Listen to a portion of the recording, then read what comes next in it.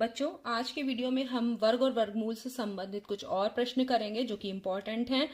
यहाँ पर क्वेश्चन में आपको x अपॉन जेड की वैल्यू निकालनी है। तो आप यहाँ पर इसको इस तरीके से लिख सकते हैं 0.9 गुणा 0.09 गुणा जो है x रूट में है। और अगर इसको भी अगर नीचे लाएंगे, देखिए ध्यान दीजिए, इसको भी अगर नीचे लाएंगे रूट जेड को, तो हम इस तरीके से कर सकते हैं रूट जेड बराबर 0.9 गुणा 0.09 इस तरह लिख सकते हैं, क्योंकि हमें यहां पर क्या कर देना है।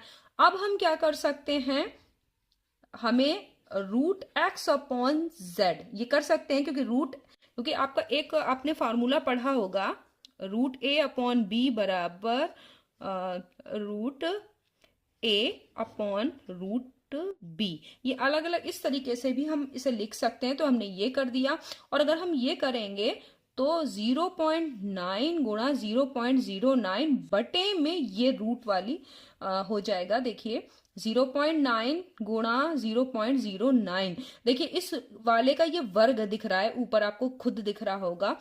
इसको क्या करेंगे, दोनों तरफ का वर्ग कर दीजिए। दोनों तरफ का वर्ग करेंगे तो x अपॉन जेड मिल जाएगा, जो कि हमें चाहिए। अब वो बराबर क्या हो जाएगा, इसका वर्ग करेंगे तो हो जाएगा 0.9 गुणा 0.09 एक बार, और दूसरी बार भी यही लिखेंगे। वर्ग का मतलब यही होता है, ठीक है। उसी संख्या को उसी संख्या से 2 बार गुणा हो गया। अब नीचे भी है, जब वर्ग करेंगे तो ये वर्गमूल हट जाएगा, 0.9 गुणा 0.09। अब ये पूरा पूरा एक बार का कट गया, तो x अपॉन जेड की वैल्यू ये आ गई। अब इसको कैसे निकालेंगे, x अपॉन जेड बराबर, अब देखिए 9 की 9 से गुणा कीजिए, हो गया 81 हो गया। अब कितने के बाद जो है दशमलव लगाना है, तो यहां देख रहे हैं 2 अंक हैं और यहाँ 1 अंक, 3 अंक के बाद, तो ऐसे करके ये आ गया आपका मान x अपॉन जेड का वैल्यू। तो इस तरीके से ये वाला आपको क्वेश्चन करना है। आगे भी आप 0 लगा दीजिए, 0.081। तो ये हो गया। इस वाले में ये आपका जो आपकी सर्व समीका है, a square minus b square equal to a plus b, और a माइनस बी पर आधारित है, ठीक है।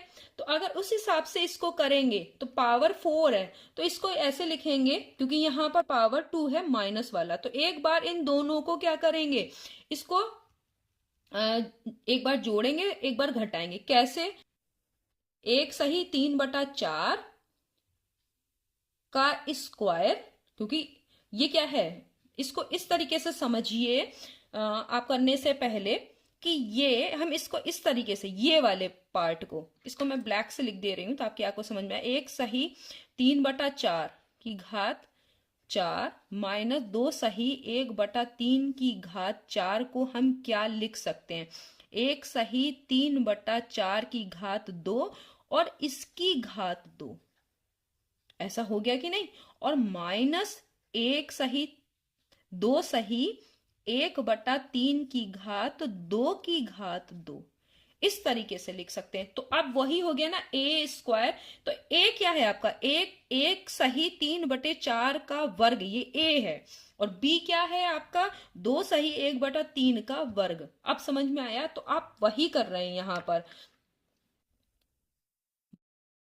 माइनस 2/1/3 का वर्ग एक बार, तो ये होगा, और एक बार इन दोनों को जोड़ा जाएगा। तो एक ही ए आपको समझ में आया यहाँ पे ए क्या है। और दूसरा होगा 1/3/4 का वर्ग प्लस 2/1/3 का वर्ग। अभी हमने इसीलिए सॉल्व नहीं किया, क्योंकि नीचे वाला से ये वाला कट जाएगा। 1/3/4 का वर्ग माइनस 2/1/3 का वर्ग। अब देख रहे हैं कि ये वाला और ये वाला कट रहा है। अब आपका केवल इतना बचा, तो अब इसे सॉल्व कर लेना है। तो देखो अब करो आप इसको सॉल्व। 4 एकम 4 और 4 में 3 जोड़े, 7/4 का वर्ग प्लस 3 दूनी 6, और 6 में 1 आप जोड़ेंगे, 7/3 का वर्ग। अब 7 का वर्ग 49/16, 4 का वर्ग ये हो गया, और 7 का वर्ग 49/9। अब आप एक काम करिए तो आपको आसान हो जाएगा। 49 दोनों में है, कॉमन ले लिया तो ये 1/16 प्लस 1/9 हो गया। 49 आप ऐसे ही लिखेंगे जब 16 नैम, क्योंकि ये सह अभाज्य संख्याएं, ये कट नहीं रही हैं, तो यहाँ इनका लघुत्तम समापवर्ती जो होगा 144 ही होगा, क्योंकि इनकी गुणा हो जाएगी। अब यहाँ पर ऊपर वाले में यहाँ 9 आएगा और यहाँ 16, इसको आसान कर दिया मैंने। अब ये 16 और 9 25 हो गया, तो 49 के किससे 25 से गुणा कर देनी है और नीचे 144, ये आ गया आपका। तो अब इसको आपको क्या करना है, आपको सॉल्व कर लेना है। तो आप इसे सॉल्व करेंगे तो ये जब 25 से गुणा करेंगे तो 25, अब मैं यहाँ पे कर देती हूँ, इस कैलकुलेशन को मैं यहाँ पे करती हूँ।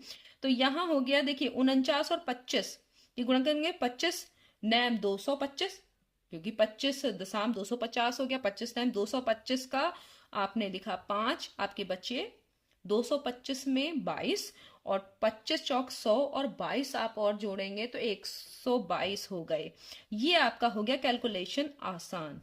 अगर आप 49 से भी 9 की गुणा करते फिर यहाँ 49 से, तो आपके लिए प्रॉब्लम होती। अब आपका ये वैल्यू निकल आई, इसका वर्गमूल पूछा है, ठीक है, तो आपने ये पूरा निकाल लिया, ये आ गया। अब इसको क्या करना है, इसका वर्गमूल निकालना है। तो हमने पहले तो सब सॉल्व कर लिया।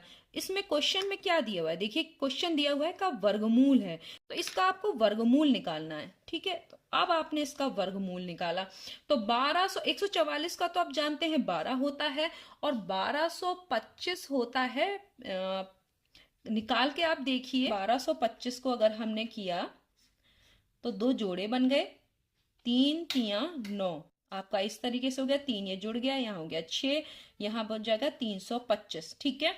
अब देखिए 6 पंजे 30, 5 बार तक जाएगा, 5 25 के 5, 5 6 30 और 2 32, आपका ये हो गया 35 का, ठीक है। और अगर अब इसे सही बटे में लिखना है तो 12 दूनी 24, 12 तिया 36 होता है, तो 12 दूनी 24 तक जाएगा, और उसके बाद 11 बटे 12, 2 सही 11 बटे 12, इस तरीके से आपको कैलकुलेट करना है। पहले तो आप इसे सॉल्व कर लीजिए, वर्गमूल का ध्यान ना दीजिए, जब आपका सॉल्व करके आ जाए उसके बाद इसका वर्गमूल निकाल लीजिए, ठीक है। ये इस तरह से होगा।